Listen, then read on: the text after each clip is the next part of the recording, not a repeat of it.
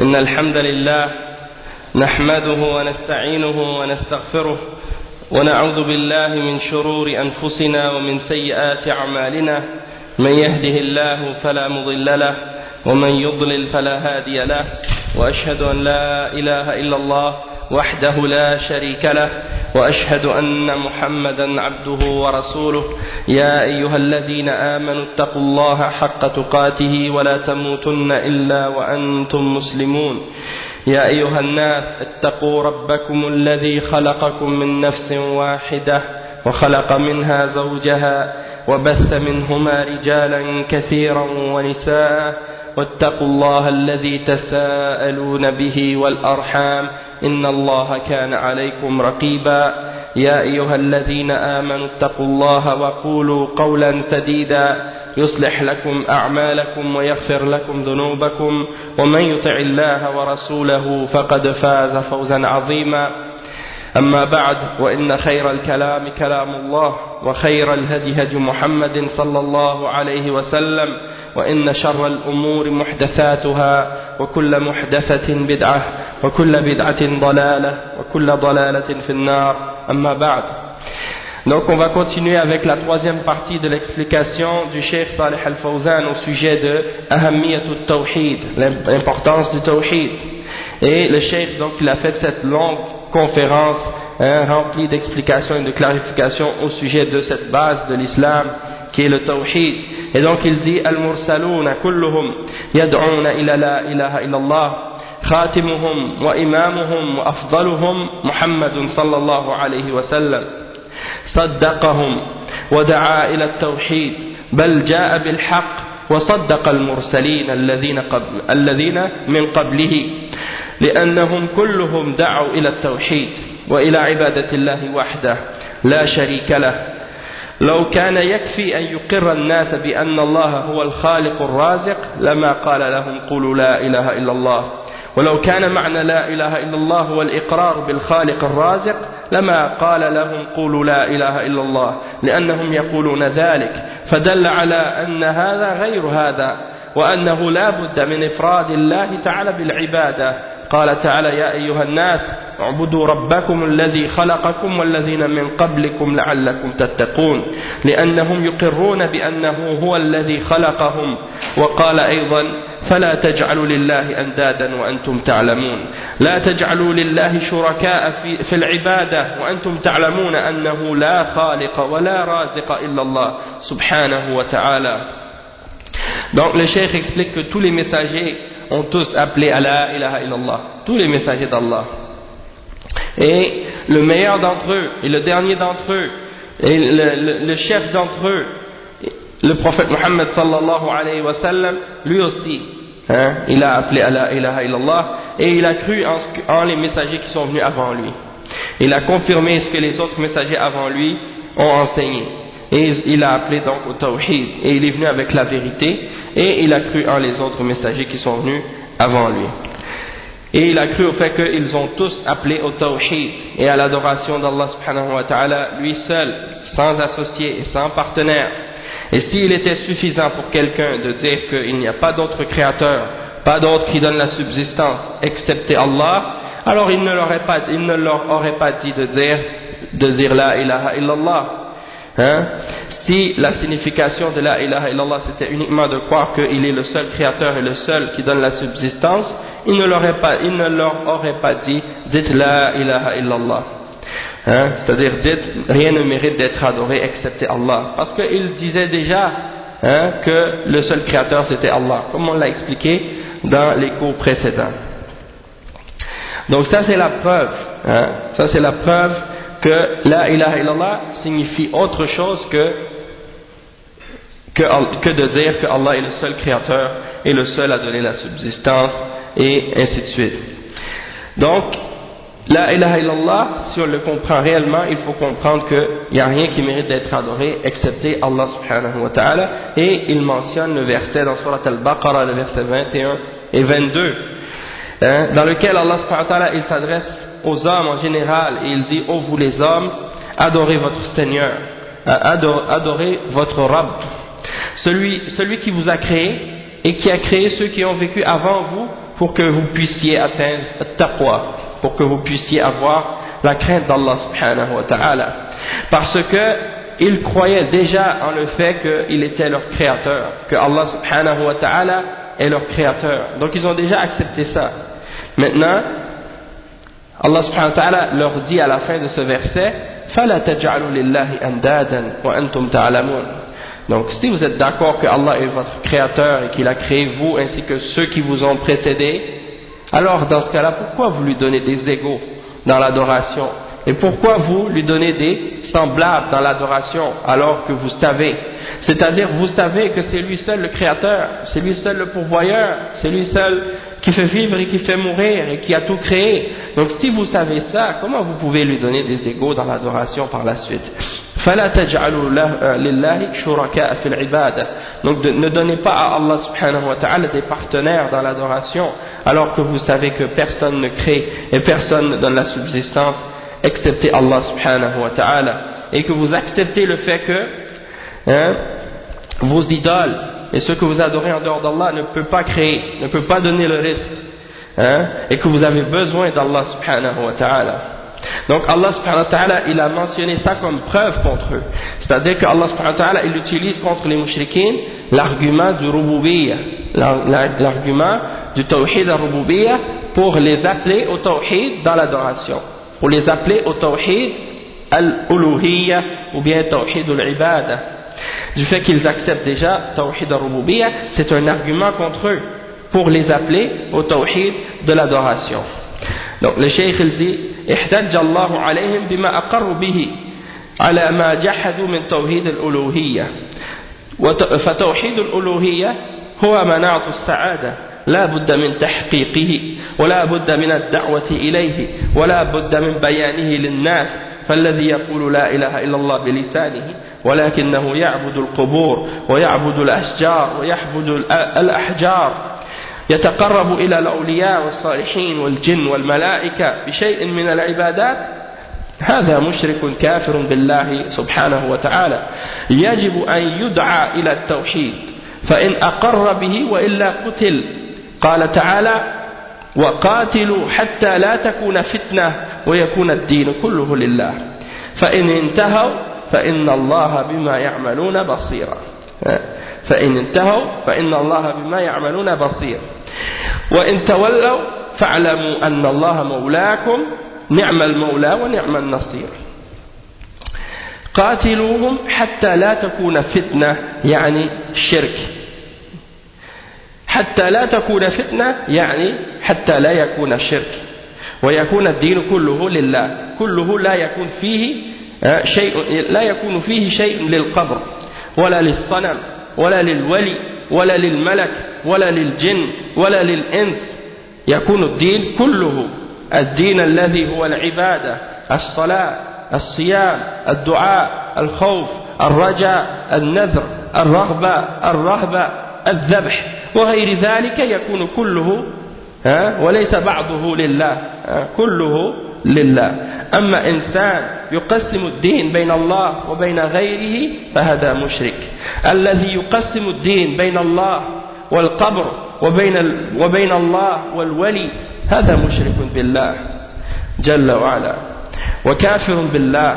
الله تعالى يقول في الحديث القدسي أنا أغنى الشركاء عن الشرك، فمن عمل عملا أشرك فيه معي غيري تركته وشركه. وفي رواية فهو للذي أشرك وأنا منه بريء. الله جل وعلا لا يقبل العمل الذي فيه شرك، لا يقبل إلا العمل الخالص لوجهه الكريم سبحانه وتعالى. Donc le cheikh explique maintenant, il dit que, donc comme j'expliquais tout à l'heure que pour argumenter avec les mushrikoun, pour les appeler au tawhid, Allah subhanahu wa ta'ala il établit la preuve sur eux en leur mentionnant tawhid al-rububiyyah comme argument, le fait qu'Allah est le seul créateur, le seul à donner la subsistance, le seul à faire vivre et à faire mourir, et le seul créateur. Allah subhanahu wa ta'ala leur donne ça comme un argument pour leur montrer qu'ils ne doivent pas donc adorer autre que Allah subhanahu wa ta'ala, puisqu'ils savent déjà que le créateur c'est pas ce qu'ils adorent, le créateur c'est Allah subhanahu wa ta'ala. Donc c'est un argument contre eux. Et puisqu'ils ont rejeté Tawhid al-Uluhiyya, donc il faut se concentrer sur le Tawhid al-Uluhiyya, puisque c'est le centre de notre bonheur, et il faut absolument le réaliser correctement, et il faut appeler à ce Tawhid, il faut le clarifier aux gens, parce que celui qui dit la ilaha illallah avec sa langue, et puis par la suite il va adorer les tombes, il adore les arbres, il adore les pierres, il se rapproche des awliya et des hommes pieux et des djinns et des anges, avec une forme quelconque d'adoration, alors dans ce cas-là il est un mushrik, il a associé avec Allah, il est kafir, il est mécréant parce qu'il est associé avec Allah, et il est obligatoire d'appeler ces gens-là au tawhid, de leur expliquer le tawhid, et s'ils l'acceptent, alhamdulillah, c'est ce qu'on recherche, et c'est ça l'objectif. Toutefois s'ils rejettent, alors dans ce cas-là ils doivent être combattus, comme Allah subhanahu wa ta'ala il mentionne dans le verset 39 et 40 dans Surat Al-Anfal, il dit: et combattez-les jusqu'à ce qu'il n'y ait plus de fitna, et que la religion tout entière soit à Allah seul. Donc le combat dans l'islam et le djihad dans l'islam et la guerre dans l'islam, il est uniquement pour le tawhid, et uniquement pour établir l'adoration d'Allah subhanahu wa ta'ala sur la terre, et pour éliminer de la terre, pour éliminer de la surface de la terre tout ce qui est adoré en dehors d'Allah subhanahu wa ta'ala. Donc c'est ça le but du tawhid, puisque cette terre c'est Allah qui l'a créée, et sur la terre d'Allah subhanahu wa ta'ala personne n'a le droit d'être adoré excepté le créateur. Et si quelque chose est adoré par les hommes autre que le créateur, cette chose-là doit être éliminée et doit être détruite, et seul Allah subhanahu wa ta'ala reste parmi ceux qu'on adore, c'est-à-dire c'est seulement Allah subhanahu wa ta'ala qui reste parmi les choses que les hommes adorent, parce que c'est lui seul qui mérite d'être adoré. Donc le cheikh il mentionne ce verset qui dit: et combattez-les jusqu'à ce qu'il n'y ait plus de fitna, et que la religion tout entière soit pour Allah seul. Et s'ils cessent, alors Allah subhanahu wa ta'ala voit tout ce qu'ils font comme action. Et s'ils se détournent, alors sache que Allah subhanahu wa ta'ala c'est leur maître, et quel bon maître et quel bon secoureur. Donc Allah il leur donne de les combattre jusqu'à ce qu'il n'y ait plus de fitna. Et la fitna c'est quoi? La fitna c'est le shirk. La fitna c'est d'associer avec Allah subhanahu wa ta'ala dans l'adoration, et de les combattre jusqu'à ce qu'il n'y ait plus de shirk ou d'autres choses qui est adorées en dehors d'Allah. Donc le djihad dans l'islam, c'est pas pour prendre les biens des kuffars, c'est pas pour prendre le territoire des kuffars, c'est pas pour tuer les kuffars, c'est pas pour se venger des kuffars. Le djihad dans l'islam c'est pour détruire l'idolâtrie et annuler l'idolâtrie et enrayer de la surface de la terre tout ce qui est adoré en dehors d'Allah subhanahu wa ta'ala. Le djihad dans l'islam est uniquement pour élever la parole d'Allah et pour faire en sorte que seul Allah soit adoré sur la terre. C'est ça le but du djihad, et c'est pas d'autre chose. Donc on voit l'exemple même du prophète Mohammed sallallahu alayhi wa sallam quand il est arrivé à Mecca. Qu'est-ce qu'il a fait? Est-ce qu'il a tué les mushrikines et les kuffars pour se venger d'eux? Non, il a cassé les idoles une par une, et c'est ça ce qu'il a fait. Et le but du djihad c'est ça, c'est d'établir le tawhid sur la terre et d'enrayer le shirk et l'idolâtrie. Donc c'est ça le but, et beaucoup de gens parmi les musulmans aujourd'hui, ils n'ont pas compris ça, parce qu'ils n'ont pas compris l'importance du tawhid dans l'islam. Et donc le cheikh il mentionne, il dit: combattez-les jusqu'à ce qu'il n'y ait plus de fitna, c'est-à-dire qu'il n'y ait plus de shirk, et la religion tout entière soit juste à Allah, qu'il n'y a rien de la religion qui soit pour la tombe, ou pour l'idole, ou pour le saint, ou pour l'ange, ou pour le djinn, ou pour l'homme, ou le prophète, ou autre. La religion tout entière doit être uniquement pour Allah subhanahu wa ta'ala. Et donc ça implique quoi? Ça implique que l'adoration doit être uniquement pour Allah subhanahu wa ta'ala, c'est-à-dire la salat, le jeûne, le dua, la crainte, l'espoir, le fait de faire des vœux, et de demander à Allah subhanahu wa ta'ala en faisant un vœu ou un serment à Allah subhanahu wa ta'ala, qu'est-ce qu'on appelle an-nadr en arabe, ar-raghba, d'avoir l'amour pour Allah subhanahu wa ta'ala, et de désirer faire ce que Allah subhanahu wa ta'ala aime, et d'avoir la crainte d'Allah subhanahu wa ta'ala, et d'avoir peur de faire ce que Allah subhanahu wa ta'ala nous interdit, de s'enfuir de ce que Allah subhanahu wa ta'ala déteste.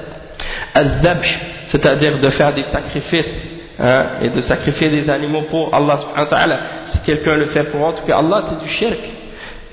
Donc tout ça, ce sont des formes d'adoration qui doivent être faites uniquement pour Allah subhanahu wa ta'ala. Si on offre ces adorations-là à autre que Allah, ça va être considéré comme du shirk dans ce cas-là.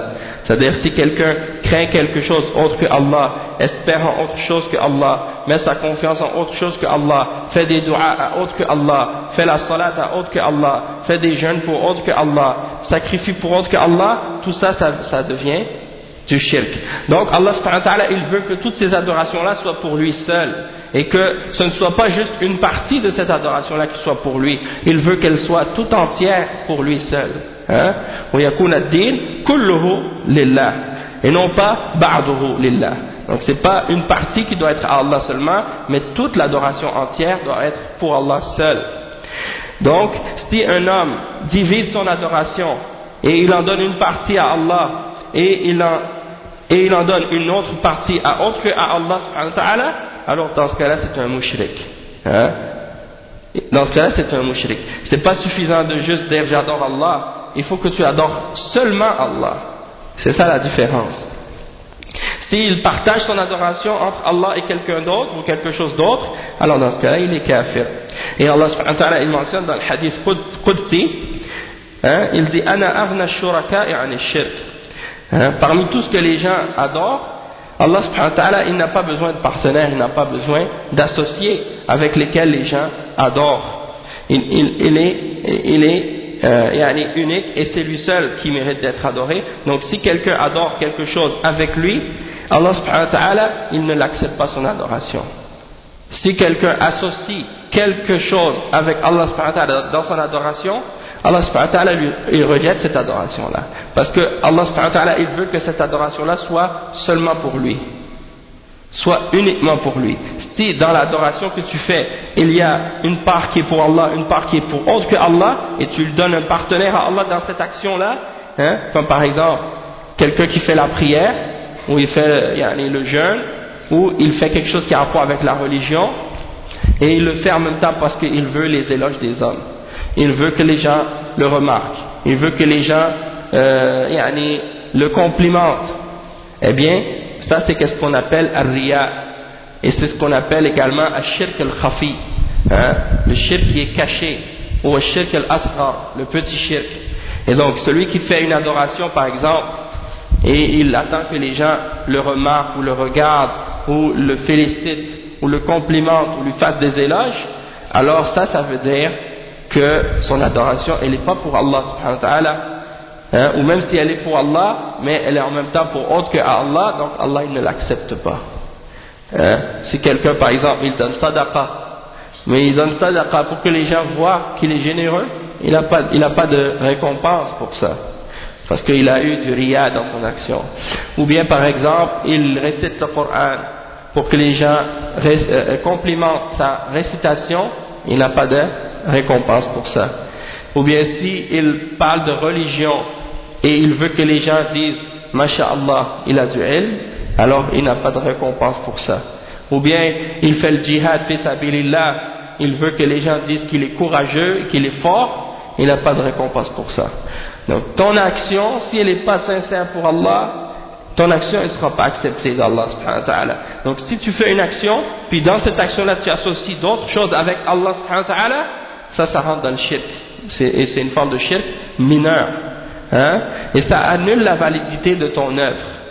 Ça fait en sorte que cette action-là ne sera pas acceptée et ne sera pas récompensée, et Allah il laisse cette action pour celui à qui tu l'as fait, il laisse cette action pour celui avec qui tu as associé Allah subhanahu wa ta'ala. C'est-à-dire il va te dire au jour de la résurrection, va voir les gens pour qui tu faisais cette action-là pour voir s'ils pourront te récompenser. Ça c'est l'exemple. Ou bien il dit cette action, il est pour celui à qui tu m'as associé, et moi j'en suis innocent, c'est-à-dire il se désavoue de cette action-là. Donc le cheikh il dit Allahu Jalla wa Ala la yaqbalu al-amal alladhi fihi ash-shirk. Allah subhanahu wa ta'ala il n'accepte pas l'action dans laquelle il y a du shirk dedans. Il accepte uniquement l'action qui est pure et qui est uniquement faite pour son visage. Donc il faut absolument, donc le cheikh, clarifier cette question-là. ولا بد مع ذلك من البراءة من المشركين ومن الشرك. فالله تعالى يقول إن إبراهيم كان أمة قانتا لله حنيفا ولم يكن من المشركين. ويقول وإذ قال إبراهيم لأبيه وقومه إنني براء مما تعبدون إلا الذي فطرني فإنه سيهدين. ويقول قد كانت لكم أسوة حسنة في إبراهيم والذين معه إذ قالوا لقومهم إنا براء منكم ومما تعبدون من دون الله كفرنا بكم وبدا بيننا وبينكم العداوة والبغضاء أبدا حتى تؤمنوا بالله وحده. Donc le cheikh explique qu'il faut également se désavouer des mushrikines et du shirk. Il faut se désavouer des gens qui pratiquent le shirk et du shirk lui-même. Et il mentionne l'exemple du prophète Ibrahim alayhi salam. Et il dit dans le verset 120 dans Surat An-Nahl que Ibrahim était un modèle d'obéissance à Allah subhanahu wa ta'ala et il était hanif. Hanif, ça veut dire qu'il s'écartait du shirk. Il s'écartait du shirk et il se dirigeait vers Allah seul. C'est ce que ça signifie être hanif. Donc il était obéissant à Allah subhanahu wa ta'ala, il était hanif et il n'était pas du nombre des mushrikines. Et il mentionne l'autre verset dans Surat Az-Zukhruf, le verset 26 et 27, dans lequel il y a l'exemple, ici il dit, et lorsque Abraham dit à son père et à son peuple, je me désavoue de tout ce que vous adorez, excepté de celui qui m'a créé, parce que lui, il va me guider. Donc ça veut dire que les gens du peuple de Ibrahim, Ibrahim qui vivait en Irak à l'époque, et son peuple, ça c'était avant les Juifs, avant la révélation de la Torah. Donc Ibrahim, il n'était ni juif ni chrétien, il est venu avant. Et il vivait dans un peuple qui adorait les étoiles, qui adorait les statues et les idoles. Et il a dit à son peuple, à son père et à son peuple, je me désavoue de tout ce que vous adorez, excepté d'Allah, c'était excepté de celui qui m'a créé. Comme quand on dit la ilaha illallah. Donc, innani bara'un mimma ta'budun illa alladhi fatarani. Donc, c'est la même signification que la ilaha illallah. Il y a la négation et il y a l'affirmation dedans. Tu nies tout ce qui est adoré en dehors d'Allah et tu affirmes que seul Allah mérite d'être adoré. Donc la ilaha illallah, c'est la négation et l'affirmation. Donc c'est la même chose dans cette parole. Ibrahim, il est en train de dire à son peuple qu'il témoigne de la ilaha illallah. Je me désavoue de tout ce que vous adorez, vos statues, vos idoles et tout, excepté de celui qui m'a créé, parmi ceux que vous adorez. Parce qu'ils adoraient Allah, mais ils adoraient d'autres avec Allah. Donc Ibrahim, il se désavoue des autres et il dit, je crois uniquement en Allah subhanahu wa ta'ala. Et on a vu l'exemple aussi lorsqu'il a cassé les idoles et les statues, et comment il a laissé la plus grande. Et les autres petites étaient toutes cassées, ils sont venus et ils ont dit, mais qui est-ce qui a fait ça? Il leur a dit, mais demandez à la grande.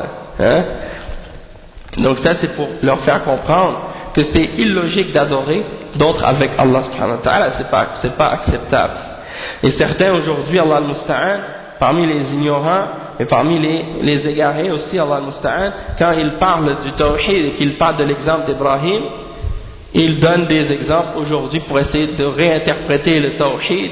Ils disent non, aujourd'hui, maintenant, casser les idoles, ça veut dire casser les multinationales, casser Coca-Cola, casser les belles voitures, casser les belles marques. Et ça, c'est de déformer la réalité du tawhid. Et ça n'a rien à voir avec le tawhid. Donc ça, c'est qui est-ce qui dit ça? C'est Tariq Ramadan.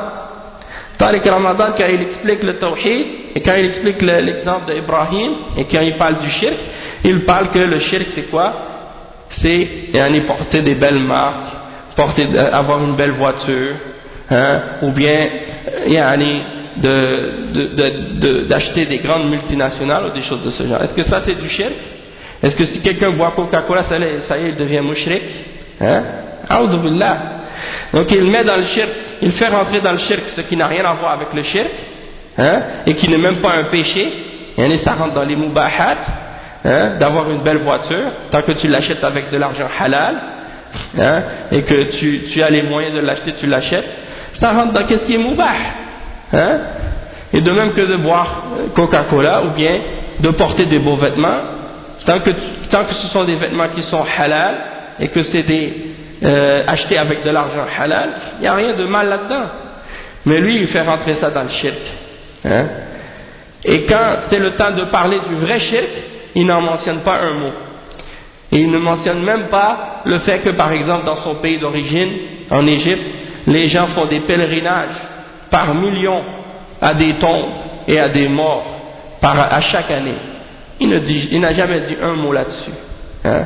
Pourquoi? Parce que les gens qui suivent cette voie, hein, parmi les gens qui suivent la voie de celui-là et de son grand-père, ils n'ont pas compris, hein, la réalité du tawhid et de la da'wah des prophètes. Et pour eux, ça rentre pas dans le shirk d'adorer les tombes et les morts, hein.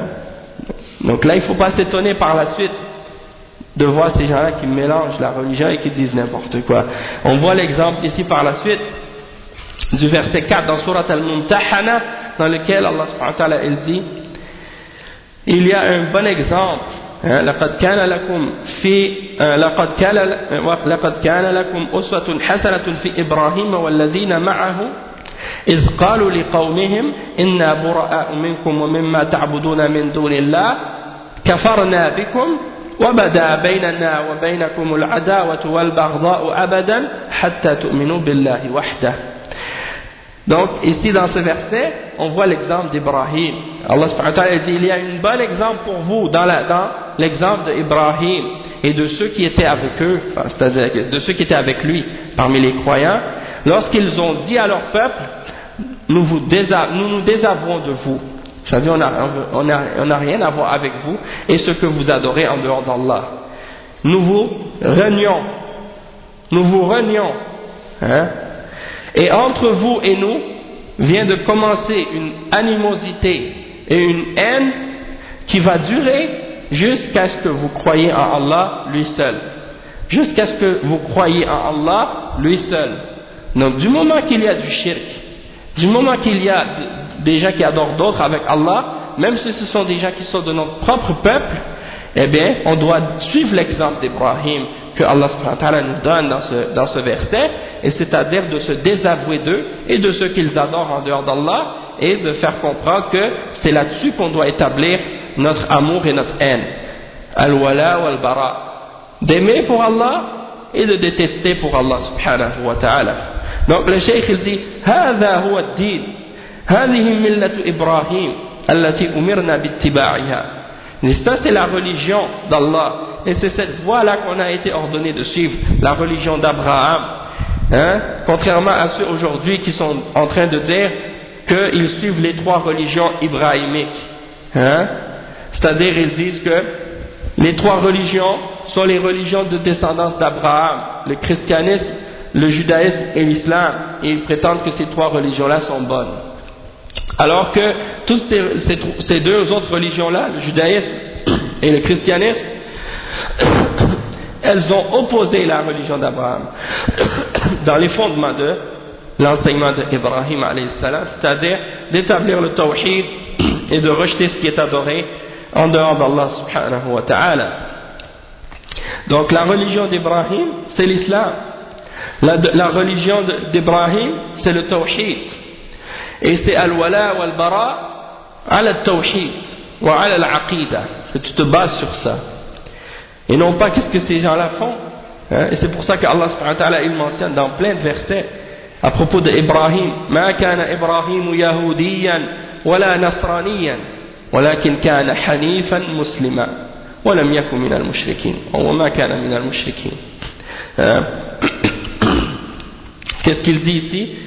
Il dit قال تعالى ثم أوحينا إليك أن اتبع ملة إبراهيم حنيفا وما كان من المشركين. هذه ملة إبراهيم.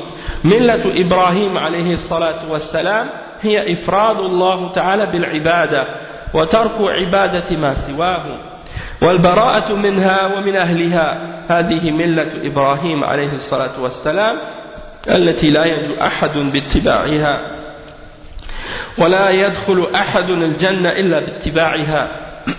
وهذا أمر عظيم يا عباد الله.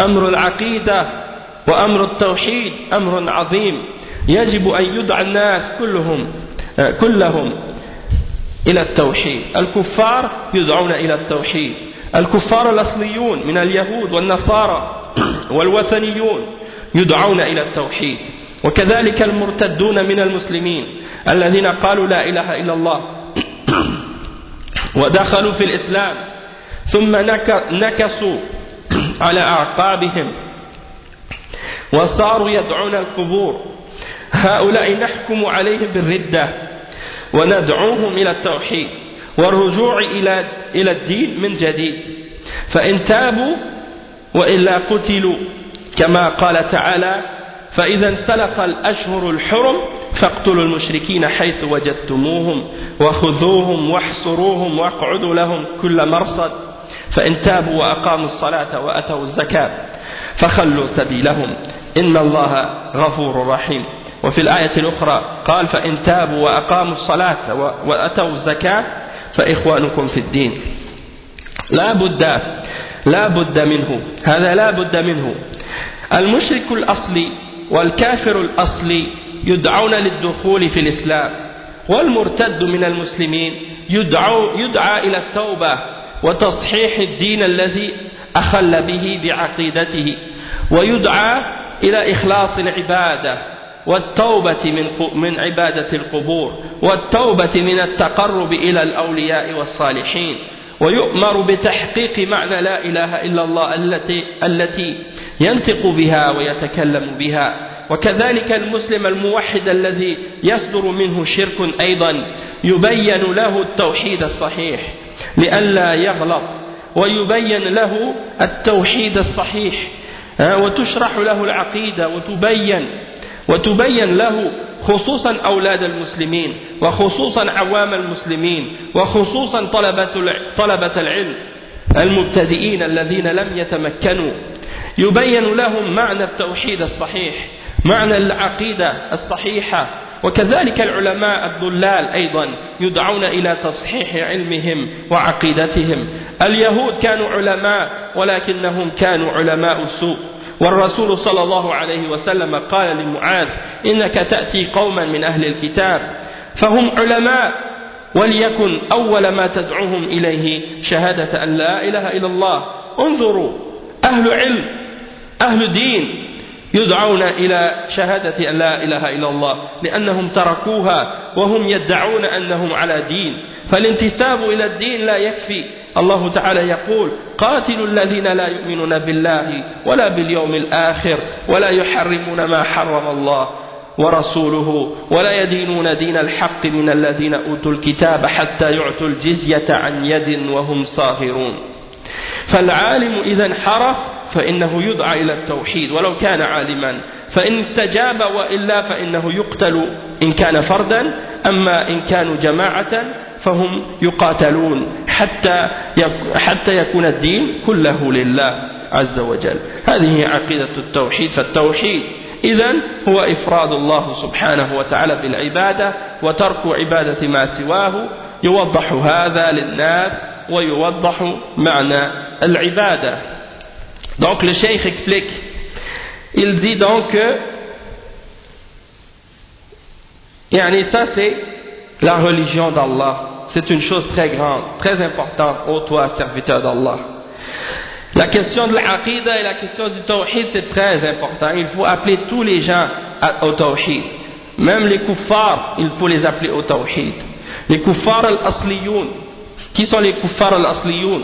Ceux qui sont kuffars à la base, c'est-à-dire ceux qui sont nés dans le kufr et dans le shirk et sur d'autres religions que l'islam, il faut les appeler au tawhid, ceux-là, les juifs et les chrétiens et les hindous et les bouddhistes et les athées et tous les autres, il faut tous les appeler au tawhid, il faut leur faire la da'wa au tawhid, et de même que les gens qui ont apostasié la religion de l'islam parmi les musulmans, ils ont dit la ilaha illallah, puis ils sont rentrés dans l'islam, puis ils sont retournés sur leurs pas, ils sont retournés en arrière, et ils ont commencé à adorer les tombes. et adorer d'autres que Allah subhanahu wa ta'ala. Le cheikh dit ceux-là, on juge à leur sujet que ce sont des gens qui ont apostasié, qui ont quitté la foi, parce qu'ils ont invoqué d'autres avec Allah, ils ont adoré d'autres que Allah. Donc on les appelle pour qu'ils reviennent au tawhid, et on les réinvite au tawhid encore une fois, pour qu'ils reviennent à la religion d'Allah. On les appelle pour qu'ils reviennent encore une fois au tawhid, et s'ils se repentent, c'est tant mieux, c'est ça l'objectif. Toutefois, s'ils refusent de revenir, ils doivent être combattus dans ce cas-là. Et il mentionne le verset 5 dans Surat At-Tawbah à ce sujet-là, dans lequel Allah subhanahu wa ta'ala il dit et lorsque les mois sacrés sont terminés, alors combattez les mouchriquines, là où vous les trouvez, prenez-les, comme on dit, assiégez-les et tenez-les dans tout guet-apens, et s'ils se repentent et s'ils établissent la salat et qu'ils donnent la zakat, alors laissez-les partir en paix. Et Allah subhanahu wa ta'ala est certes pardonneur et miséricordieux. Donc la condition c'est quoi? C'est qu'ils se repentent. فَإِن تَابُوا. Ils se repentent de quoi? Ils se repentent du shirk. Donc s'ils se repentent du shirk et qu'ils établissent la salat et qu'ils donnent la zakat, alors dans ce cas-là, vous les laissez. Et Allah est certes pardonneur et miséricordieux. Et dans l'autre verset, Allah il dit فَإِن تَابُوا وَأَقَامُوا الصَّلَاةَ وَأَتَوُا الزَّكَاةَ فَإِخْوَانُكُمْ فِي الدِّينِ. Et s'ils se repentent du shirk qu'ils pratiquaient et qu'ils établissent la salat et qu'ils donnent la zakat, alors ce sont vos frères en religion. Ils redeviennent vos frères. Parce que la fraternité dans l'islam, c'est pas basé sur la nationalité, c'est pas basé sur le pays d'origine, c'est pas basé sur la culture, c'est pas basé sur la langue, c'est pas basé sur la nation ou la patrie. La fraternité en islam, c'est basé sur le tawhid et sur la foi. Et donc, du moment que quelqu'un sort de la foi et qu'il sort du tawhid, il sort de la fraternité. Et s'il veut redevenir un frère, alors il doit rentrer dans le tawhid. Et c'est comme ça qu'on comprend que ceux qui établissent des fraternités avec d'autres sur autre chose que le tawhid, leur fraternité elle est batila. Ceux qui font des fraternités basées sur des confréries, basées sur des associations, ou sur des organisations, ou sur des groupes comme la franc-maçonnerie ou autres, c'est des fraternités qui sont basées sur le kufr et sur le shirk. Et l'islam interdit ce genre de fraternité-là. La seule fraternité qui est permise et qui est acceptée en islam, c'est la fraternité qui est basée sur la ilaha illallah, qui est basée sur le tawhid. Donc le cheikh il dit ensuite, donc le mushrik qui est un mushrik asli, ou un kafir qui est kafir asli, celui-là, c'est-à-dire qui est né dans le kufr ou dans le shirk ou sur une autre religion que l'islam, il faut les inviter à l'islam, il faut les appeler au tawhid et à l'islam. Tandis que celui qui était musulman, qui a quitté l'islam à cause qu'il est rentré dans le shirk ou dans le kufr, il faut l'appeler à la repentance, il faut l'appeler à corriger sa religion, il faut l'appeler à revoir sa croyance pour qu'elle soit en accord avec l'islam. Il faut le rappeler à purifier son adoration pour qu'elle soit uniquement pour Allah subhanahu wa ta'ala. Il faut l'appeler à se repentir d'adorer les tombes. Il faut l'appeler à se repentir de chercher à se rapprocher des saints et des awliya et des salihin, en leur offrant des adorations. Il faut les appeler à se repentir de ça. Il faut leur ordonner d'établir et de comprendre et de réaliser la vraie signification de la ilaha illallah, pour que la personne prononce la ilaha illallah, et pour qu'il l'applique également. Donc le musulman qui est réellement sur le tawhid, c'est celui qui dit la ilaha illallah et qui ne commet pas de shirk. Donc celui qui commet du shirk, il faut lui expliquer le tawhid, il faut lui corriger les choses pour pas qu'il tombe dans l'erreur. Il faut lui clarifier le tawhid qui est correct, lui expliquer la bonne aqida, et en particulier les enfants musulmans. Le cheikh il spécifie, il dit en particulier les enfants musulmans. Il faut enseigner le tawhid à vos enfants. Depuis qu'ils sont assez grands pour comprendre, il faut leur enseigner le tawhid et les faire grandir sur le tawhid et sur la aqida.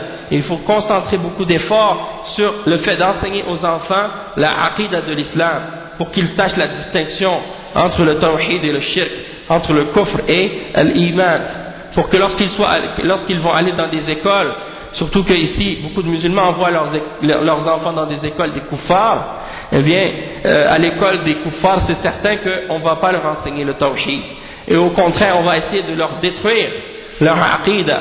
Donc si on leur enseigne pas la bonne aqidah à la maison ou à la mosquée et qu'on ne concentre pas nos efforts sur ça, c'est sûr que ce sera facile de s'égarer pour eux par la suite.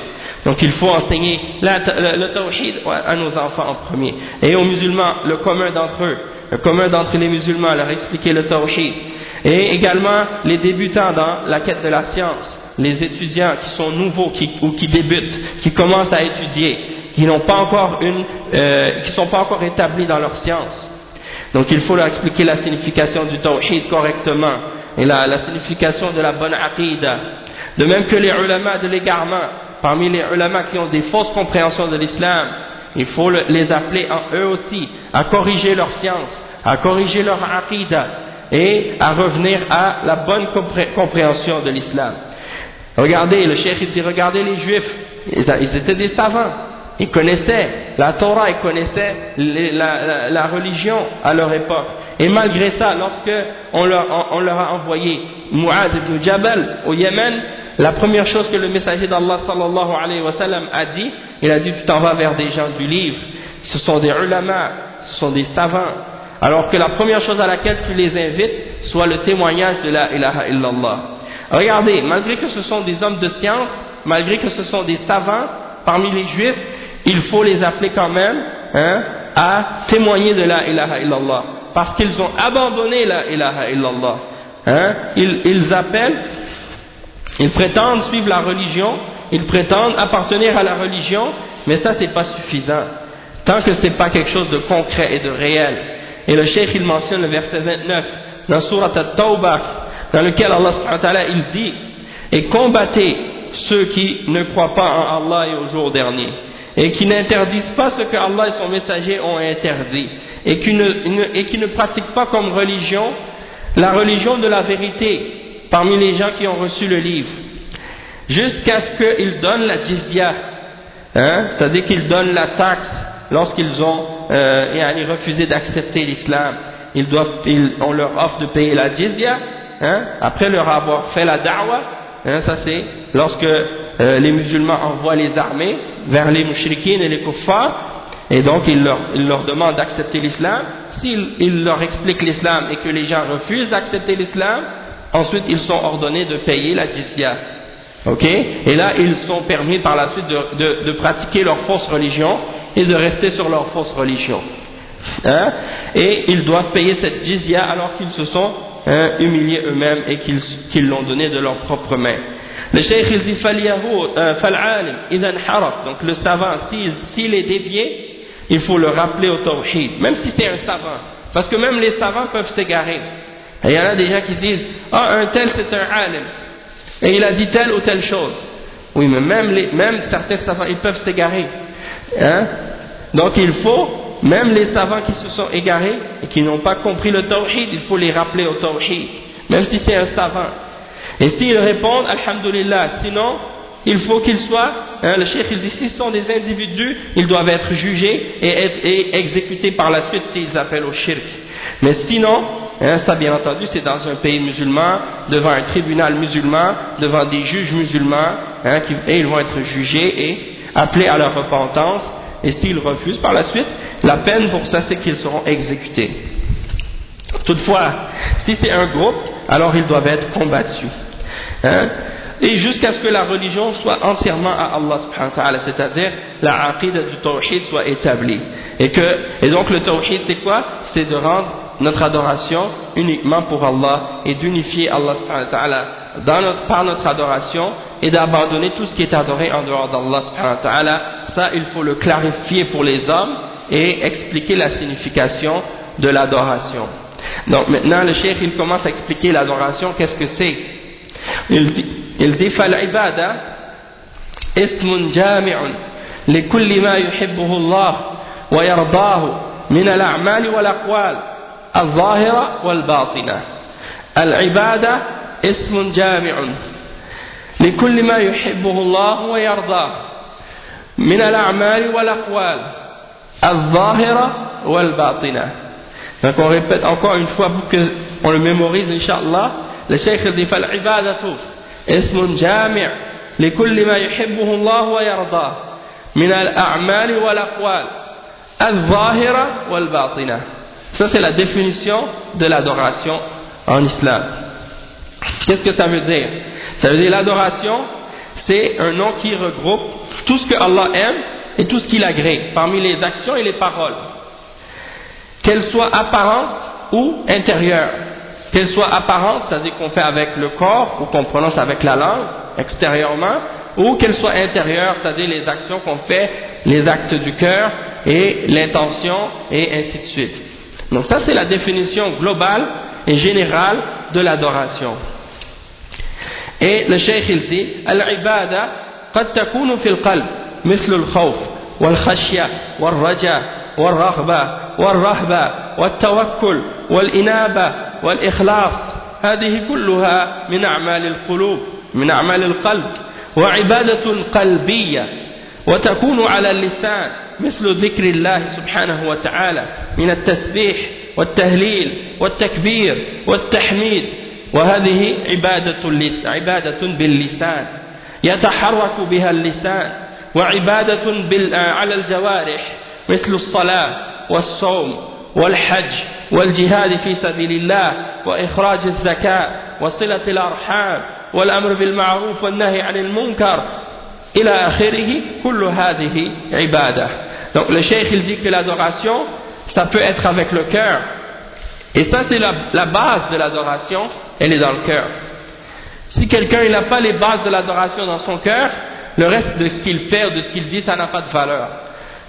L'adoration du cœur, c'est la base de l'adoration. Et il faut que toute adoration qu'on fait en islam soit établie avant tout avec les adorations du cœur. Donc le cheikh il dit, l'adoration du cœur, c'est quoi? C'est comme la crainte. C'est comme le fait d'avoir peur d'Allah subhanahu wa ta'ala et de craindre Allah subhanahu wa ta'ala. Donc on s'écarte de ce qu'il a interdit. Et ça doit être uniquement pour Allah subhanahu wa ta'ala. Et par exemple, ar-raja, l'espoir. Tu dois mettre ton espoir en Allah subhanahu wa ta'ala. Et ar-raghba, le fait d'aimer Allah subhanahu wa ta'ala, et d'aimer ce que Allah aime. Ar-rahba, c'est de s'enfuir et de s'écarter de ce que Allah déteste et de craindre Allah. At-tawakkul, de mettre ta confiance en Allah subhanahu wa ta'ala. Al-inaba, tu retournes repentant à Allah. Al-ikhlas, d'être sincère et de purifier ton adoration pour Allah seul. Tout ça, ce sont des adorations du cœur. On ne peut pas les voir directement en apparence. On voit les manifestations de ces adorations-là, mais on ne voit pas ces adorations-là directement parce qu'elles sont dans le cœur. Mais on voit qu'est-ce qui en découle. Par exemple, les paroles avec la langue. Lorsque quelqu'un il a la foi et qu'il craint Allah et qu'il aime Allah, eh bien il se rappelle d'Allah, il fait le tasbih, il dit subhanallah, il dit la ilaha illallah, il dit Allahu akbar, il dit alhamdulillah. Ça, ce sont des adorations avec la langue. Et il y a également les adorations avec le corps, comme la salat, comme le jeûne, comme le hajj, comme le djihad, comme donner la zakat, de garder les liens de parenté, d'ordonner le bien et d'interdire le mal.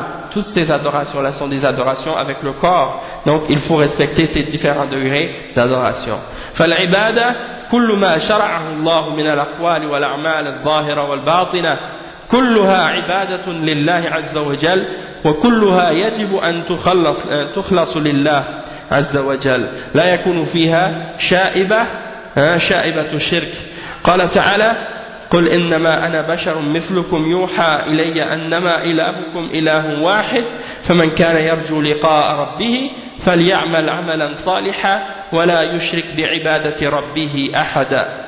ما اقتصر على قوله فليعمل عملا صالحا بل قال ولا يشرك، لأن العمل إذا دخله الشرك بطل وإن كان صالحا فإن الشرك يفسده ويبطله. فالعمل عملا صالحا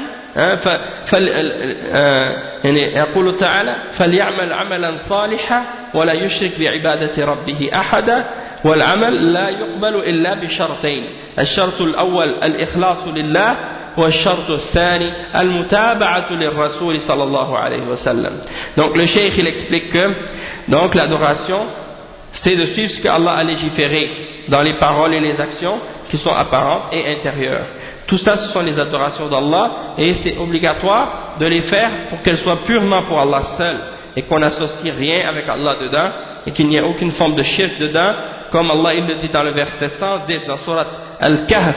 Allah subhanahu wa ta'ala il dit ô Muhammad à ces hommes, à ces gens, je ne suis qu'un homme comme vous, un être humain comme vous, et j'ai reçu une révélation, j'ai reçu la révélation que votre divinité n'est qu'une divinité unique, c'est-à-dire que vous devez adorer seulement Allah subhanahu wa ta'ala. Alors celui qui espère en la rencontre de son Seigneur, qu'il fasse une bonne action et qu'il n'associe rien dans l'adoration de son Seigneur, qu'il n'associe rien avec Allah subhanahu wa ta'ala dans son adoration pour son Seigneur.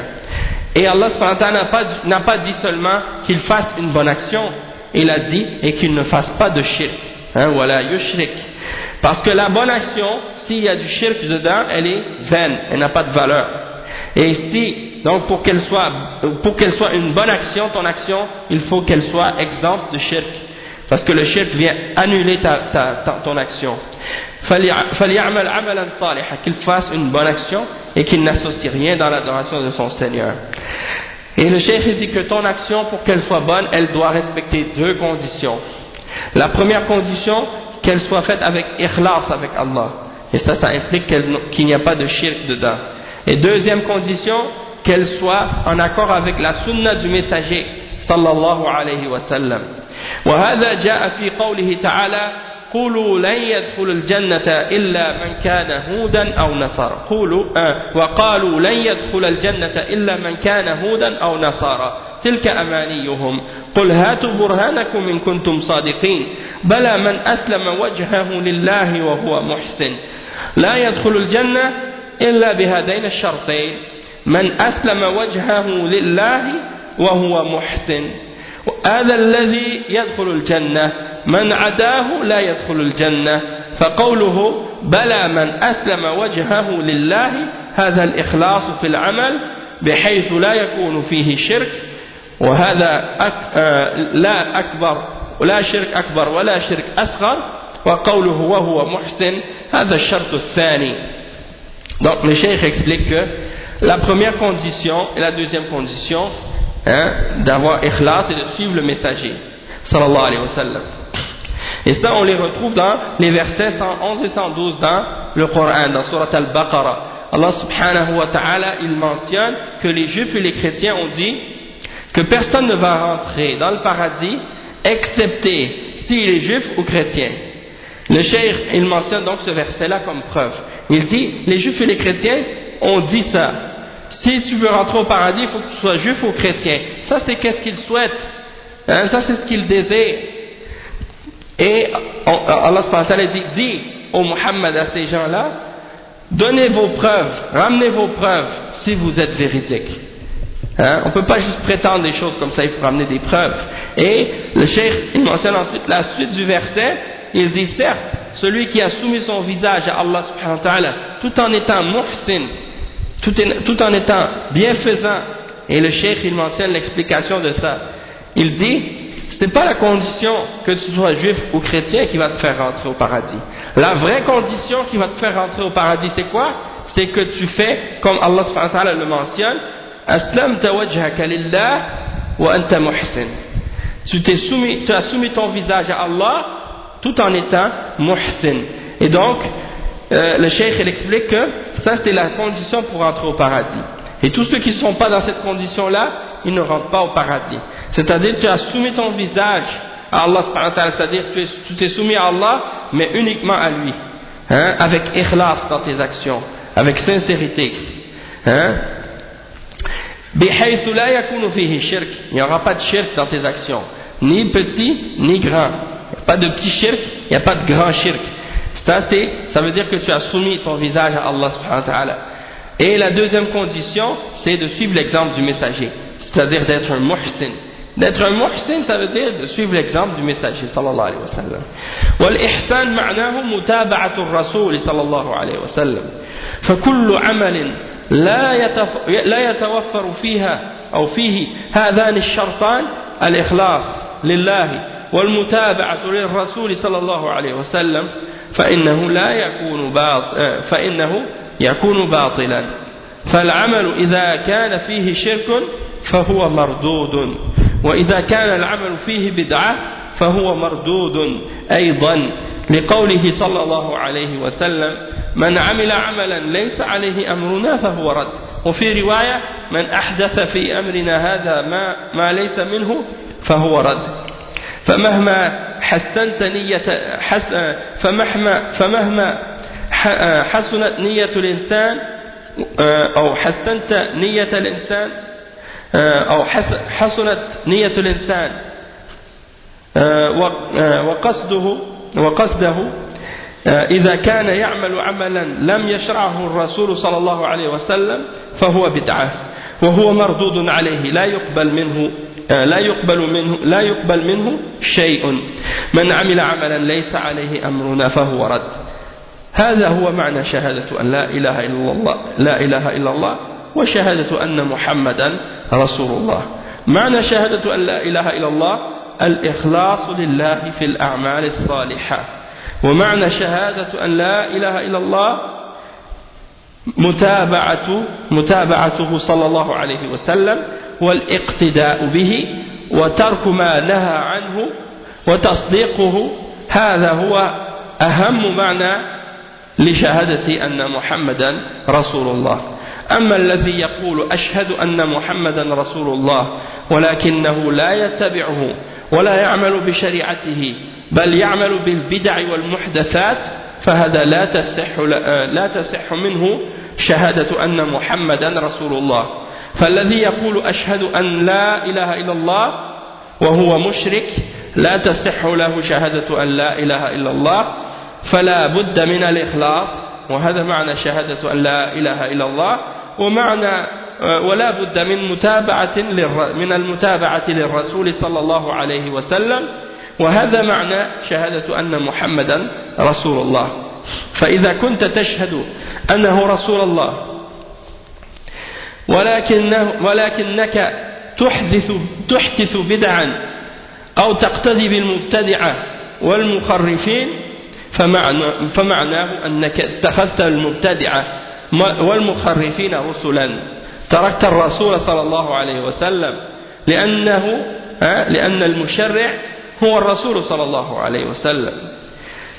ليس المشرع فلان أو علان أو العالم الفلاني أو الشيخ الفلاني.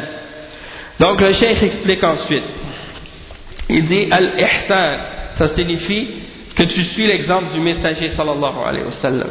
Toute action qui n'a pas respecté ces deux conditions, al-ikhlas et le fait de suivre le messager sallallahu alayhi wa sallam, alors cette action elle est fausse, elle n'est pas acceptée. Donc si ton action elle a du shirk, elle est rejetée, et si ton action il y a une bid'a dedans ou c'est une bid'a, alors elle sera rejetée. Et ça c'est basé sur les preuves tirées du hadith du messager sallallahu alayhi wa sallam, dans lesquelles il dit celui qui fait une action dans laquelle celui qui fait une action qui ne fait pas partie de notre religion, alors elle sera rejetée, cette action sera rejetée. Et il mentionne également dans une autre narration, celui qui invente dans notre religion ce qui n'en fait pas partie, cette chose-là sera rejetée. Donc peu importe le fait que la personne a une bonne intention quand elle fait une action. Il dit moi j'ai une bonne niya, ma niya elle est bonne, c'est pas suffisant. Si l'action que tu fais elle n'a pas été légiférée par le messager sallallahu alayhi wa sallam, alors dans ce cas-là c'est une innovation et elle sera rejetée, elle ne sera pas acceptée de ta part. Donc celui qui fait une action, comme le messager d'Allah sallallahu alayhi wa sallam le dit, celui qui fait une action qui n'est pas établie sur notre religion, alors elle sera rejetée. Et ça, si on regarde comme il faut, ces deux conditions-là, c'est l'explication du témoignage de Shahadatain, de la ilaha illallah et de Muhammad Rasulullah. Tout ça c'est pour expliquer la définition de la ilaha illallah et de Muhammad Rasulullah. ces deux conditions-là. Et c'est pas pour rien que c'est le premier pilier de l'islam. C'est pas pour rien que la ilaha illallah et Muhammad Rasulullah sont les deux premiers piliers de l'islam. Parce que justement, c'est les deux conditions pour que nos œuvres soient acceptées d'Allah. Donc le cheikh il explique ça justement. Il dit la signification de la ilaha illallah et de Muhammad Rasulullah, c'est ces deux conditions-là. Donc la signification de la ilaha illallah, c'est d'avoir ikhlas pour Allah dans tes actions, quand tu fais des bonnes œuvres. Et la signification de Muhammad Rasulullah, c'est que tu suives l'exemple du messager sallallahu alayhi wa sallam et que tu abandonnes tout ce que le messager d'Allah sallallahu alayhi wa sallam a interdit et que tu crois en ce que le messager d'Allah sallallahu alayhi wa sallam a mentionné comme information au sujet de la religion. Ça c'est les plus grandes significations du témoignage de Muhammad Rasulullah. Mais celui qui dit par exemple Ashhadu anna Muhammad Rasulullah, il dit je témoigne que Muhammad est le messager d'Allah, mais il ne le suit pas par la suite, ou bien il n'applique pas sa sharia, il ne suit pas sa sunna. Par exemple, il y en a, par exemple aujourd'hui ils disent moi je suis seulement le Coran, la sunna je la suis pas, et il dit Ashhadu anna Muhammad Rasulullah, son témoignage ça compte pas. Donc il faut qu'il suive la sunna, et puis ça c'est pas tout. Il faut en même temps qu'il rejette les innovations et les muhdathat. Donc s'il suit des innovations et des inventions dans la religion, son témoignage ne sera pas accepté. Son témoignage quand il dit Muhammad Rasulullah ne sera pas accepté. Donc la ilaha illallah, c'est-à-dire s'il dit la ilaha illallah mais qu'il fait du shirk, ce ne sera pas correct, parce que la ilaha illallah ça nécessite d'avoir al-ikhlas. Et s'il dit Muhammad Rasulullah, eh bien ça signifie donc qu'il doit, comme on a dit, s'écarter des innovations. S'il dit Ashhadu anna Muhammad Rasulullah, mais tu fais des innovations, tu fais des bid'a, et tu te bases sur les gens de bid'a, et tu suis les gens de bid'a et les groupes de bid'a, alors ça veut dire que tu as pris ces gens de bid'a comme des messagers, en dehors du messager. Sallallahu alayhi wa sallam. C'est comme si pour toi les messagers, c'est pas le messager Muhammad Rasulullah sallallahu alayhi wa sallam. Le messager pour toi c'est les gens de bid'a. Parce que eux ils inventent dans la religion et toi tu les suis dans leurs inventions. Ils innovent dans la religion et toi tu les suis dans leurs innovations. Donc ton messager c'est pas le messager d'Allah sallallahu alayhi wa sallam. Ton messager c'est les gens de bid'a, les gens de l'innovation. C'est ça que ça signifie. Donc tu as abandonné le messager d'Allah sallallahu alayhi wa sallam pour suivre autre que lui. Et il faut savoir que le vrai législateur, c'est le messager sallallahu alayhi wa sallam, parce qu'il légifère de ce que Allah lui a révélé. Et c'est pas le législateur, c'est pas un tel ou un tel savant, ou un cheikh un tel, ou un individu un tel, le savant un tel, non. Le législateur c'est le messager d'Allah sallallahu alayhi wa sallam. Et si tu laisses le messager d'Allah sallallahu alayhi wa sallam et tu laisses ta sunna pour suivre les bid'ah, donc ça veut dire que tu as mis ces gens-là au-dessus du messager d'Allah sallallahu alayhi wa sallam. Et donc ton témoignage de Muhammad Rasulullah il n'est pas correct. Ton témoignage de Muhammad Rasulullah il n'est pas accepté. Donc le cheikh dit al-musharri' huwa ar-rasul sallallahu alayhi wa sallam bi amri rabbih. أما العلماء فيتبعون الرسول صلى الله عليه وسلم ويقتدون به. أما من انحرف عن طريق الرسول صلى الله عليه وسلم فإنه لا يتبع ولا يقتدى به ولو كان عالما. فهناك من علماء الضلال الكثير الذين أضلوا الناس. والنبي صلى الله عليه وسلم يقول وإنما أخاف على أمتي الأئمة المضلين. فالرسول صلى الله عليه وسلم يخشى على أمته الأئمة المضلين. فهم أئمة ولكنهم مضلون، يدعون إلى البدعة، يدعون إلى الخرافة، يدعون إلى المحدثات والعياذ بالله، يدعون إلى عبادة غير الله. هؤلاء هم الأئمة المضلون من العلماء. Donc le cheikh il explique que le législateur c'est le messager d'Allah sallallahu alayhi wa sallam par l'ordre de son Seigneur, l'ordre d'Allah subhanahu wa ta'ala. Toutefois les savants de l'islam Les savants de l'islam, ils suivent le messager d'Allah. Et tant qu'ils suivent le messager d'Allah, on les suit. On les suit pas pour eux-mêmes. On les suit pas parce qu'ils parlent fort, ou bien parce qu'ils parlent bien, ou bien parce qu'ils s'expriment bien, ou parce qu'ils ont mémorisé beaucoup de la religion, ou bien parce qu'ils s'expriment avec éloquence. C'est pas pour ça qu'on les suit, les savants. C'est pas parce qu'ils ont de la noblesse ou qu'ils sont descendants du messager sallallahu alayhi wa sallam, qu'ils font partie des ashraf, ou qu'ils font partie des gens qui ont dans leurs ancêtres des grands ulama et qu'on les prend comme des modèles ou des exemples et qu'on les suit à cause de ça. C'est pas pour ça qu'on suit les savants. On suit les savants parce qu'ils suivent le messager sallallahu alayhi wa sallam. Mais du moment qu'ils cessent de suivre le messager sallallahu alayhi wa sallam, ou du moment qu'ils suivent quelque chose qui est contraire à la sunna du messager sallallahu alayhi wa sallam, on doit cesser de les suivre. On n'a pas le droit de les suivre dans les choses qu'ils font qui sont des erreurs ou qui sont contraires à la vérité. Sinon, des gens qui parlent bien et qui s'expriment bien, qui sont éloquents, c'est facile d'en trouver. Mais c'est pas ça la référence. Et il y en a des fois qui se basent sur l'erreur des savants parfois. Ils voient qu'un savant il a fait une erreur dans une question et il se base sur son erreur pour justifier l'erreur qu'il veut faire, qu'il veut suivre sa passion là-dedans. Il dit j'ai vu un tel, il faisait ça, donc c'est la preuve que c'est correct. Non, si c'est pas en accord avec la sunna, tu dois pas le suivre et tu dois pas le faire, même si ça vient d'un savant, parce qu'il y a des savants qui sont de l'égarement. Donc il y a des savants qui sont des bons savants, qui sont sur la guidée et le droit chemin, mais qui parfois font des erreurs. Alors quand ils font des erreurs, on n'a pas le droit de les suivre. Il ne faut pas les suivre dans l'erreur. Et quand il y a d'autres savants, ce sont des savants de l'égarement carrément. Et ceux-là, il ne faut pas les suivre du tout. Parce qu'ils appellent à l'égarement. Et Allah subhanahu wa ta'ala, il mentionne à propos des gens du livre dans le Coran, il dit par exemple, à propos des juifs et des chrétiens, ittakhadhu ahbarahum wa ruhbanahum arbaban min dunillah. Ils ont pris leurs moines et leurs rabbins comme des seigneurs en dehors d'Allah, en les suivant dans le fait de rendre halal ce qui est haram ou de rendre haram ce qui est halal. Donc ils ont suivi leurs rabbins et leurs moines et ils se sont égarés à cause de ça parce qu'ils les ont suivis dans leurs erreurs ou bien dans leurs égarements. Et il y en a parmi les musulmans qui veulent faire la même chose que les juifs et les chrétiens et qui prennent les erreurs des savants et ils se basent sur ça. Ou bien qui suivent l'égarement de ceux parmi les savants qui sont égarés et ils se basent sur ça. Et donc le prophète Mohammed sallallahu alayhi wa sallam a dit que parmi ce qu'il craint le plus pour sa umma, c'est les imams de l'égarement. Les imams de l'égarement. Et donc, ce sont des imams, sauf que ce sont des imams dans l'égarement, qui appellent à la bid'a, qui appellent à la superstition.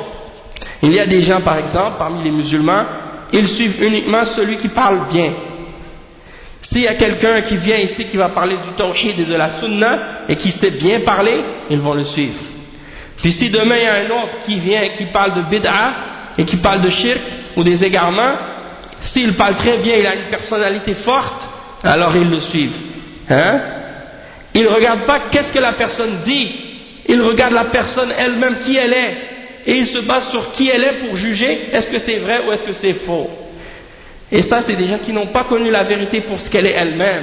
Ils ne se basent pas sur la vérité elle-même. Et les ulama, ils ont une règle à ce sujet-là. Ils disent la yu'rafu al-haqq bil-rijal, walakin yu'rafu al-rijal bil-haqq. C'est-à-dire, tu ne reconnais pas la vérité par les hommes, mais tu reconnais les hommes par la vérité. Et donc ça, c'est très important de regarder qu'est-ce que la personne dit. Est-ce qu'il se réfère au Coran et à la Sunna et à la bonne compréhension, la compréhension des salaf salih, ou bien sinon il fait juste se référer à des choses qui sont basées sur des bid'ah, des innovations, des égarements. Donc ça, c'est très important, ne pas juste se baser sur la personne qui parle bien.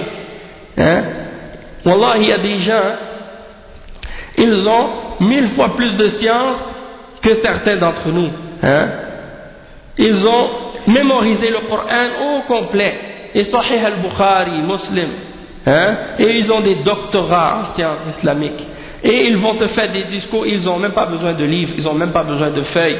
Ils arrivent n'importe où, ils arrivent, ils s'assoient et ils sortent comme ça à volonté les hadiths et les ayats, comme s'il avait le livre devant ses yeux. Et il parle de sa mémoire comme ça à l'aise. Et pourtant il appelle à la bid'a et à l'égarement. Et il y a des gens qui se basent là-dessus pour prendre ça comme des références. Ah, un tel, masha'Allah, donc ça veut dire qu'il appelle à la guidance. Non, c'est pas une référence. Il y a des imams de la sunna parmi les salafs, ils ne donnaient jamais un cours sans son livre. Ils ne parlaient jamais de sa mémoire, ils parlaient que du livre. Et pourtant c'était des imams dans la science. Et il y en a d'autres parmi les imams de la science, ils avaient tout mémorisé. Et ils basaient leur science sur tout ce qu'ils savaient par cœur de la science, des hadiths et autres. Donc la référence, ce n'est pas la question de mémoriser seulement, mais c'est la référence, est-ce qu'elle est authentique ou non? Est-ce que ce que tu dis c'est en accord avec le Coran et la Sunna et la voie des salafs ou non? Et c'est ça qu'il faut faire attention. Donc quelqu'un qui invite à la bid'a, qui invite à la superstition, aux inventions dans la religion, et qui invite à appeler d'autres que Allah, ceux-là, il faut faire attention, ce sont des imams de l'égarement. Et aujourd'hui, les jeunes, souvent c'est ce qui se passe. Ils entendent un tel qui dit quelque chose, ils prennent sa parole, ils s'en vont voir l'autre. Ils savent que l'autre il n'est pas d'accord, ils s'en vont voir l'autre, ils vont dire, un tel il a dit telle chose. Et l'autre il lui répond, il lui dit non, ça c'est pas correct, voici ça. Alors il prend sa parole, il ramène sa parole à l'autre. Et l'autre il lui répond et tout. Et ils font comme ça la girouette, à gauche, à droite, aller-retour entre les deux. Et ils suivent leur passion. Au lieu de prendre leur temps pour essayer de retourner au ulama, de retourner au ilm, d'étudier les bases de la science, d'étudier les fondements de l'islam, et de comprendre vraiment bien les bases de ta religion. Si tu as compris ta base, tu ne vas pas courir à gauche et à droite par la suite. Parce que tu vas savoir la source où elle est, et tu vas savoir comment tu dois chercher la science et de qui tu dois l'apprendre. Et donc tu vas cesser de faire la girouette. Mais tant que tu n'as pas établi tes fondements et tes bases, et que tu commences à chaque fois qu'il y a une question nouvelle qui apparaît, tu commences à faire la girouette à gauche et à droite, tu appelles un tel cheikh, tu demandes à un, tu demandes à l'autre, tu demandes à un, et tout c'est des contradictions parce que tu n'es pas ferme dans ton manhaj. Tu n'as pas compris les choses correctement à la base. Et donc c'est ça qu'il faut comprendre. Raffermir les bases de ton manhaj pour éviter d'être la proie justement de ces gens-là qui appellent à l'égarement parmi les imams de l'égarement. Donc le cheikh il dit c'est ça la religion. لأن الدين هو ما جاء به النبي صلى الله عليه وسلم وما توفي النبي صلى الله عليه وسلم إلا والدين قد تكامل فأي واحد يأتي بإضافة بعد الرسول صلى الله عليه وسلم ويريد أن يجعلها من الدين نقول له لا هذه بدعة لأن الله تعالى يقول اليوم أكملت لكم دينكم وأتممت عليكم نعمتي ورضيت لكم الإسلام دينا. هذه الآية اليوم أكملت لكم دينكم نزلت على النبي صلى الله عليه وسلم وهو واقف بعرفة في حجة الوداع وما عاش بعدها إلا شهرين وأياما وتوفي صلى الله عليه وسلم وما توفي إلا وقد أكمل الله تعالى به الدين فحسبنا أن نعمل بما جاء به صلى الله عليه وسلم من غير زيادة ولا نقصان وهذا الذي يريد النجاة. Donc le cheikh dit la religion c'est ce que le messager d'Allah sallallahu alayhi wa sallam est venu avec, c'est ce qu'il a ramené.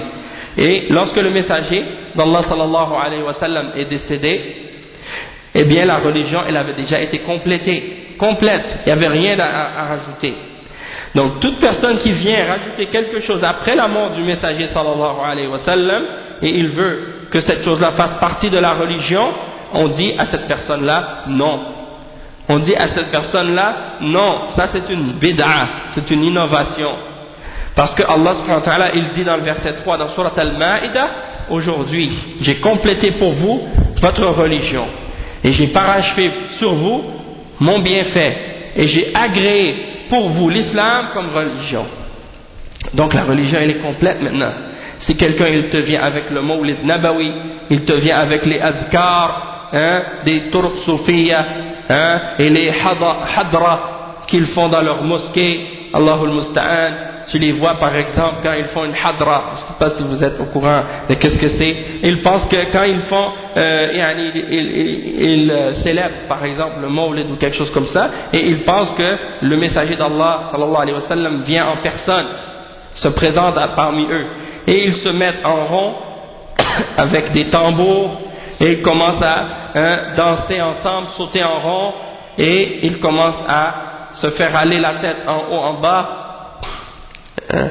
sur le rythme du tambour, et ils crient en même temps, et ils crient des noms d'Allah, ou bien ils crient des choses, des paroles comme ça, et ils chantent des anachid, et ils pensent que ça c'est une ibadah, et ils pensent qu'en faisant ça ils se rapprochent d'Allah, alors que ça c'est pas quelque chose qui fait partie de l'islam, ça n'a rien à voir avec l'islam, ni avec la sunna, et il n'y a aucune référence, ni dans le Coran, ni dans la sunna de ces choses-là. Donc ça fait partie des innovations et des bid'ah que les gens ont inventées dans la religion de l'islam. Et ces gens-là, en particulier les soufiyas, ils pratiquent ces choses-là parce qu'ils pensent que leur cheikh l'a accepté. Et qu'est-ce que le cheikh a accepté? Ça veut dire que ça vient d'Allah. Et certains de ces shuyukh-là, leur référence dans la religion, c'est pas le Coran et la sunna. Comme nous on dit que notre référence, c'est le Coran et la sunna, et l'exemple des salaf as-salih. Et on a les livres, on a le livre, on a le Coran avec nous, on a la sunna avec nous, avec les chaînes de transmission et les hadiths authentiques, et on a les paroles des sahaba aussi qui ont été transmises avec les chaînes de transmission, et on peut vérifier l'authenticité de ces paroles. Ça c'est notre référence pour savoir qu'est-ce que c'est l'islam. Tandis que ces gens-là, ils ont d'autres références, ils se basent sur les rêves de leur shuyukh. Mon cheikh, il a rêvé qu'il a vu le messager sallallahu alayhi wa sallam, et le messager sallallahu alayhi wa sallam lui a révélé des nouvelles prières, des nouveaux dhikr, des choses que les sahaba ne connaissaient pas. Et donc nous on se base sur les rêves de notre cheikh. Ça c'est des exemples de shubuhat. Ou bien ils se disent, mon cheikh, il ne voit pas le messager d'Allah sallallahu alayhi wa sallam dans les rêves seulement, il le voit en éveil. Et le messager d'Allah sallallahu alayhi wa sallam, il vient comme ça, il s'assoit avec lui, il parle avec lui normal. Et Ahmed Tijan, celui qui a fondé la tariqa Tijaniya, c'est ça ce qu'il disait. Il disait que le messager d'Allah sallallahu alayhi wa sallam, il venait le voir normal, en plein jour, en plein éveil, quand il était réveillé. Il parle avec lui, il lui enseigne des choses sur l'islam que les sahaba ne connaissaient pas. Il lui a même donné un livre. Son livre qu'il a, c'est Jawahir al-Ma'ani. Il dit que ce livre-là, c'est le messager d'Allah sallallahu alayhi wa sallam qui lui a donné. Et c'est des exemples comme ça que tu retrouves chez le soufiyya. Il y en a parmi les shuyukh soufiyin, ils disent non, nous on n'a pas besoin de prendre les hadiths. Nous, Allah subhanahu wa ta'ala, il nous donne la révélation directe. On a des anges qui viennent nous amener les informations de Dieu directement. Ou bien on parle directement avec Allah. On n'a pas besoin de passer par les hadiths, passer par la sunna. Ça c'est pour les gens ordinaires, les gens simples, les ulama de la sharia. Nous on est les ulama de la haqiqa, on est les savants de la réalité. On a atteint un degré plus élevé, on n'a plus besoin des hadiths. A'udhu billah. Ça fait partie de la révélation du shaitan. Et ça c'est de l'égarement. Il y en a parmi eux, non seulement ça, ils disent non, mon cheikh à moi, il vole dans les airs, il va en haut des cieux, jusqu'à Lawh al-Mahfouz, il regarde qu'est-ce qui est écrit dans Lawh al-Mahfouz, et il redescend. A'udhu billah. Non, pas besoin de Coran, pas besoin de la sunna pour eux. Eux, ils ont leur propre révélation à eux.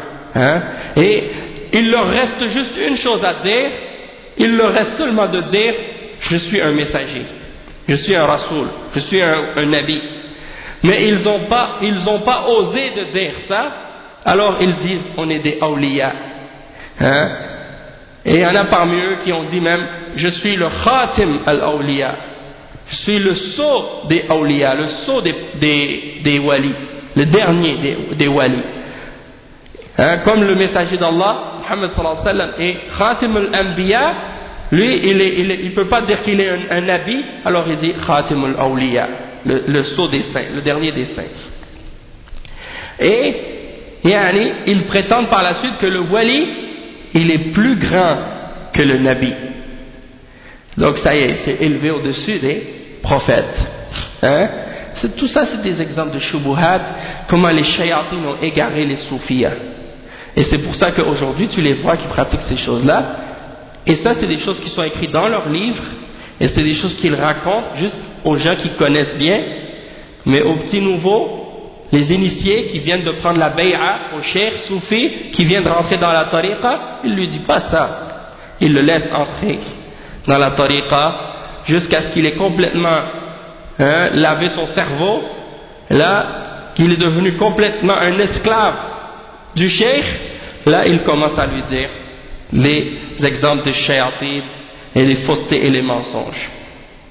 Mais avant ça, il lui fait montrer que l'islam, c'est faire la salat, c'est faire la zakat, c'est dire la ilaha illallah.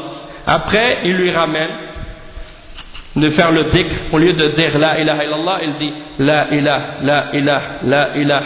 Il s'assoit comme ça en groupe, pendant des heures, il répète la ilaha, la ilaha. Après, ils disent illallah, illallah seulement. Et ça, c'est grave. Tu coupes la ilaha illallah en deux. Tu coupes toute la signification de qu'est-ce que ça implique. Et après, ils vont le dire non. Maintenant, tu vas dire, après, quand tu as atteint le niveau plus élevé encore, là, tu dis seulement hu. C'est ça le dhikr pour les soufis, quand ils ont atteint le haut degré. Donc, ils disent le dhikr avec la ilaha illallah, ça c'est pour les gens ordinaires, les simples, les musulmans ordinaires, le commun d'entre les musulmans. Mais comme ils disent, al-khawas, les élites de la spiritualité, ceux qui ont atteint les plus hauts degrés de la piété, eux, ils ont juste à faire le dhikr avec hu, comme ça. Donc ça, c'est des exemples d'égarement de la part des gens de bid'a parmi les soufis. Et c'est pour ça que le danger des soufis, il est grand, parce que c'est de là que vient l'égarement, de ces deux voies. Al-Rafida ou Al-Soufiyya. Al-Rafida, c'est les Shia, Al-Rafida, et Al-Soufiyya. Ces deux voies-là sont des voies d'égarement. Et c'est de ces deux voies-là que rentre l'égarement dans la Ummah. Et les Rafida, c'est plus difficile, ils ne peuvent pas s'infiltrer facilement chez les gens de Ahl Sunnah, parce que les gens de Ahl Sunnah en général, ils se méfient d'eux, excepté certains qui ne connaissent pas leurs égarements. Mais les soufis, étant donné qu'ils sont mélangés parmi les musulmans, parmi les gens d'Ahl Sunnah, les gens, ils les prennent comme étant des sunnites, et ils pensent que ce sont des sunnites, et ils prétendent suivre les madahib, et ils disent, moi je suis maliki, et les soufis naqshbandi, ou bouchichi, ou shadili, ou bien tijani, ou bien naqshbandi, ou bien saharwardi, ou bien jisti, ils disent, je suis maliki, je suis shafi'i, je suis hanafi, et pourtant il ne suit pas la aqida ni le manhaj de Abu Hanifa, il ne suit pas la aqida ni le manhaj de l'imam Malik, il ne suit pas ni la aqida ni le manhaj de l'imam Abu Hanifa, de Shafi'i, de Malik et des autres imams. Ils contredisent tout ça. Donc ça c'est pour vous expliquer, cette religion elle est complète. Et l'imam Malik, justement, à ce sujet-là, quand il a expliqué qu'il y en a des gens qui disent qu'il y a des bonnes bid'ah, et des bonnes innovations, il a dit quoi? Il a dit, celui qui dit qu'il y a des bonnes bid'ah, c'est comme s'il a expliqué que, c'est comme s'il disait que le messager d'Allah, sallallahu alayhi wa sallam, avait trahi la révélation. Il a trahi le message. فَقَدْ خَانَ الرِّسَالَةَ مَنْ ظَنَّ أَنَّ هُنَاكَ بِدْعَةً حَسَنَةً فكأنه يقول أن الرسول صلى الله عليه وسلم قد خان الرسالة. Il a trahi le message, parce qu'il y a des choses qui rapprochent à Allah, mais il ne les a pas enseignées aux hommes, il les a cachées. Et ça c'est l'égarement. Donc la religion elle est complète. Et Allah il a révélé ce verset là, le verset qui dit que la religion elle est complète, il lui a révélé 2 mois avant sa mort, sallallahu alayhi wa sallam. Et donc quand le messager d'Allah sallallahu alayhi wa sallam est décédé, la religion elle était déjà complète. Et qu'est-ce que le messager sallallahu alayhi wa sallam a pratiqué et a amené? Ça c'est suffisant pour nous. Et on n'a rien à ajouter ni à enlever. Et celui qui veut le salut, c'est cette voie-là qu'il doit suivre. Donc on va s'arrêter ici, Inch'Allah, pour aujourd'hui. Et bien entendu, c'est la dernière conférence pour moi aujourd'hui à Fréjus. Et j'espère donc qu'on a profité ensemble de la lecture de ces paroles et de ces explications du Cheikh Salih Al-Fawzan, et on espère que Allah subhanahu wa ta'ala va mettre ça dans la balance des hasanats de Cheikh Salih Al-Fawzan et dans la balance des hasanats de tous les frères qui ont assisté à ce dars, et dans notre balance également des hasanats, Inch'Allah, et qu'il rende toutes ces explications et toutes ces paroles sincères et uniquement pour son visage, avec ikhlas. Et on espère également qu'il accepte de nous notre siyam et notre qiyam, et en particulier le fait qu'il y a les 10 derniers jours qui approchent. Donc il faut se rappeler qu'il faut essayer, Inch'Allah, de profiter de ces 10 derniers jours-là, parce que ce sont les 10 jours dans lesquels le messager d'Allah sallallahu alayhi wa sallam faisait encore plus d'efforts dans l'adoration que ce qu'il faisait au début du Ramadan. Donc, Inch'Allah, que Allah subhanahu wa ta'ala nous donne le tawfiq. Subhanakallah wa bihamdik, ashhadu an la ilaha illa ant, astaghfiruka wa atubu ilayh. Barakallahu fikum wa jazakumullahu khairan, wassalamu alaykum wa rahmatullahi wa barakatuh.